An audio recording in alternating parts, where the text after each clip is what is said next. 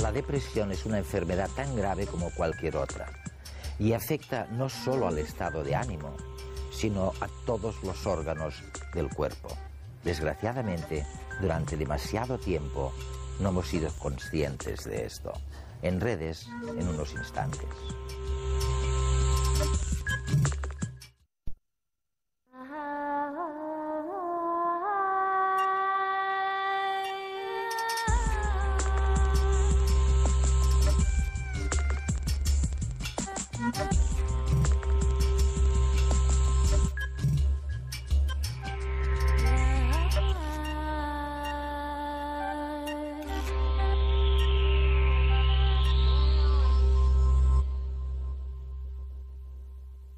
En los últimos 10 años se ha demostrado que la depresión incide, cambia la anatomía de nuestro cuerpo. Una situación de estrés repetida, incluso imaginada, cambia o puede cambiar el volumen de nuestro cerebro, del hipocampo, en más de un 10%. Y eso no ocurre por culpa de la edad, eso ocurre por culpa de la depresión, que es una enfermedad caracterizada no por la inteligencia o la creatividad, sino por la tristeza, por la profunda tristeza. Al no disponer de los conocimientos científicos con los que hoy contamos, en la antigüedad se englobaron ciertas dolencias físicas y mentales dentro del mismo nombre, la melancolía. En griego, melancolía significa bilis negra, y justamente ese fluido del cuerpo humano era considerado como el origen de las dolencias melancólicas. Además de considerar el exceso de bilis negra como una dolencia, los griegos también la asociaron a la excelencia al ver que muchas personas que destacaban en la política, en la guerra o en el arte eran melancólicas.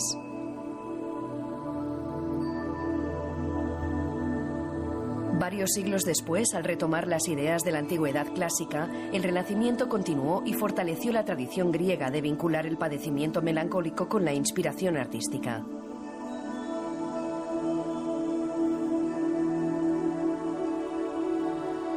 Luego, los románticos llevaron al extremo el prototipo del artista cuya fuente de creatividad es su propio sufrimiento y depresión.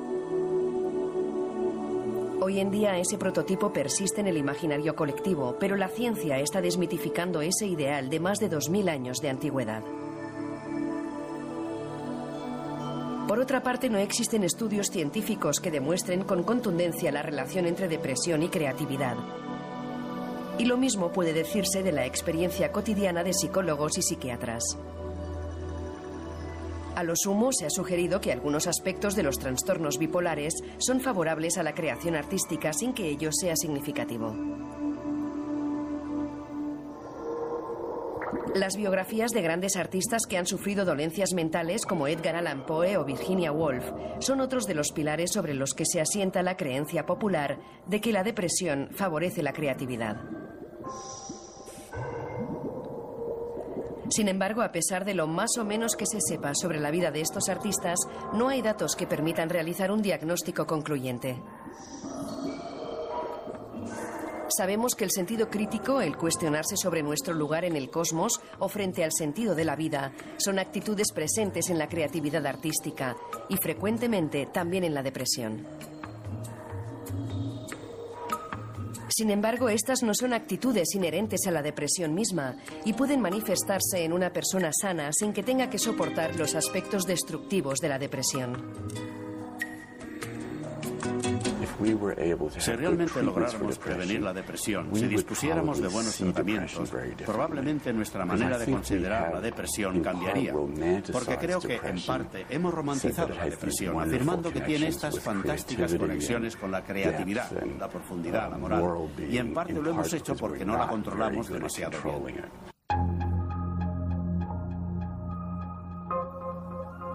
Peter Kramer es posiblemente el psiquiatra más conocido de Norteamérica. Desde su puesto en la Brown Medical School, sus libros y su entrevista de hoy pone en jaque la visión romántica de la depresión y reclama una firme atención para esta enfermedad.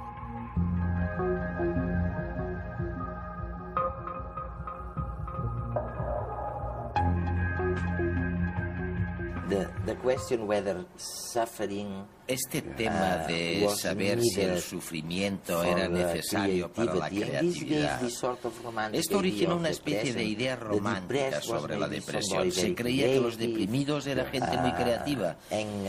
Y yo sé, ya sé que tú has luchado por aclarar este tema delante de muchos públicos, que te preguntaban, oye, ¿qué habría pasado si hubiera existido el Prozac en la época de Van Gogh? ¿Habría sido Van Gogh un pintor tan bueno? ¿Qué crees de esto? Me gusta pensar en la depresión en general. Los médicos piensan ahora en la depresión como una enfermedad. Si elimináramos la depresión, si nadie más volviera a padecerla, seguiría habiendo sufrimiento y guerras y otras enfermedades. No tenemos que estar deprimidos para ello. Creo que hay una noción romántica de la depresión que se remonta a toda la historia de la escritura. Aristóteles se preguntaba por qué personas eminentes u hombres destacados en la política, en la poesía, en la guerra, tendían a ser melancólicos.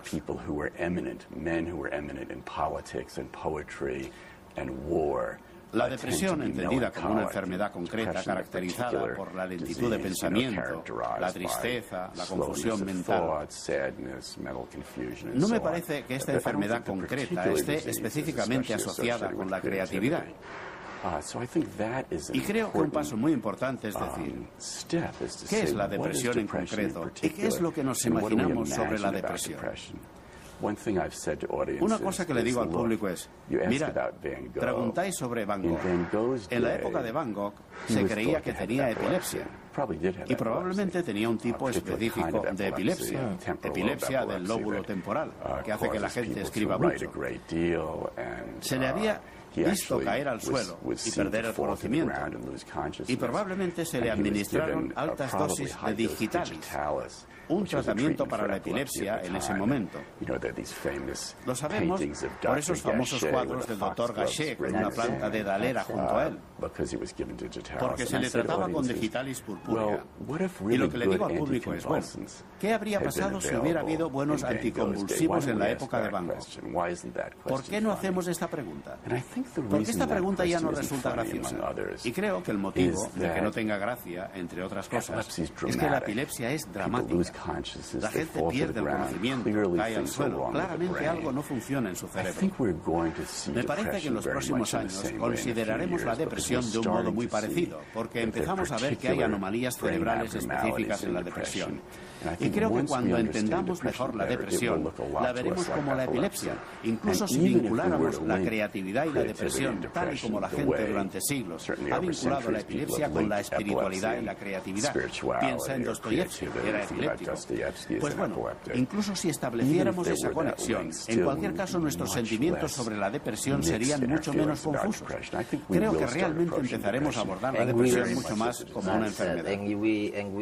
Y por lo tanto terminaremos con esta estupidez de darle un tratamiento privilegiado intelectual a la depresión, y empezaremos a decir que se trata de una enfermedad, de una maldita enfermedad, como la sífilis o cualquier otra. Esta es la realidad cruda. ¿Por qué no miramos algunas de las posibles causas de esta situación? Por ejemplo, tú mencionas la mezcla de emociones, algo que apenas se suele decir.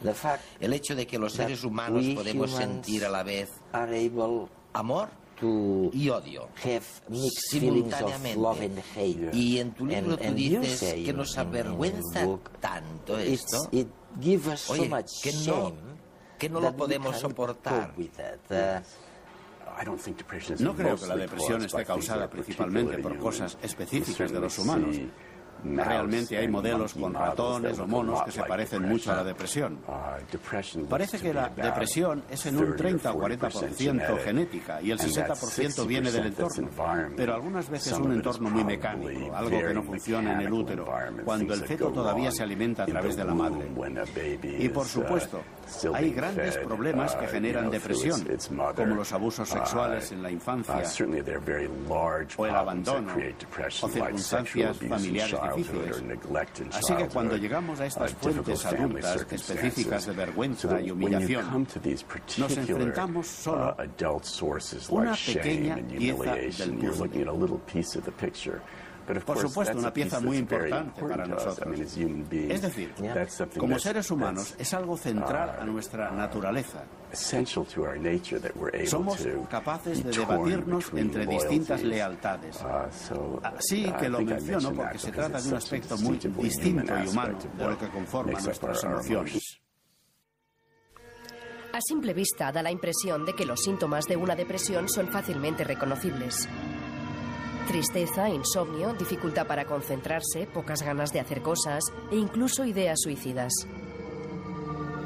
Si alguien va al médico con este cuadro clínico, lo más seguro es que se vaya a casa con una baja por depresión.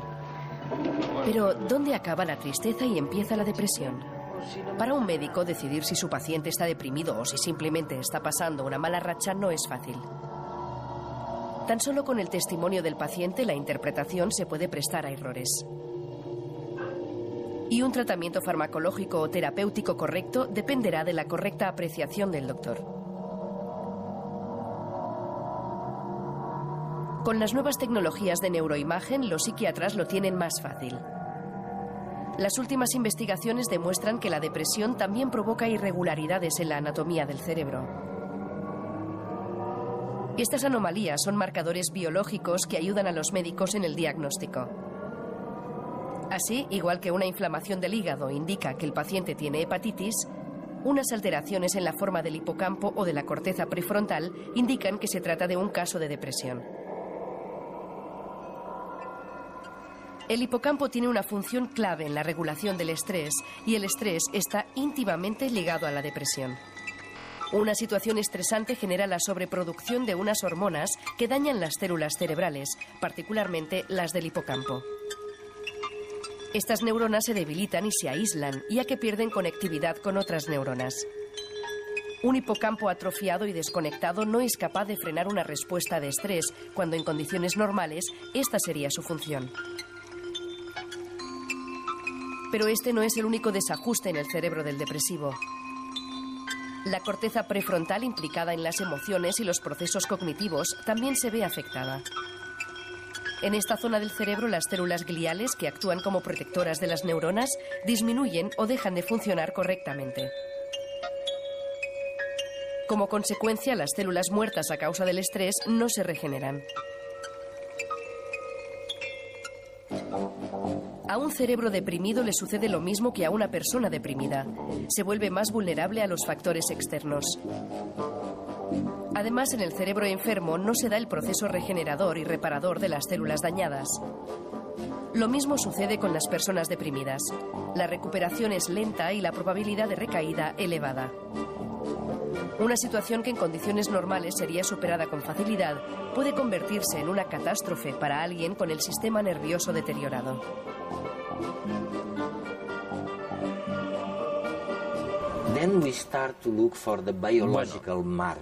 Empecemos por buscar los indicadores biológicos de la depresión. Tú dices, cuidado, porque tiene que haber algo en el cerebro que revele el efecto o la causa de eso. ¿Cuáles fueron las primeras señales biológicas que la ciencia pudo observar para decir, esta es la causa? Es un tema importantísimo. Siempre ha habido indicios de que las hormonas actuaban de un modo distinto en la gente con depresión.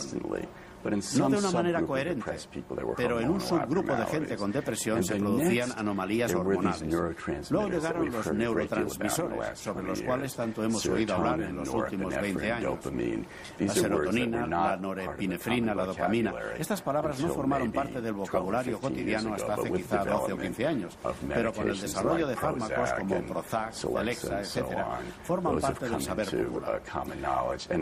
Y de nuevo, de vez en cuando, vemos anomalías de este tipo. Mi teoría es que los transmisores como la serotonina son más importantes para las funciones sociales que para esta enfermedad concreta, la depresión. Y una de las razones por las que la gente tiene estos cambios de la personalidad con estos fármacos, tienen mucha más confianza y se sienten más cómodos socialmente, es que realmente la serotonina tiene mucho que ver con el mantenimiento de la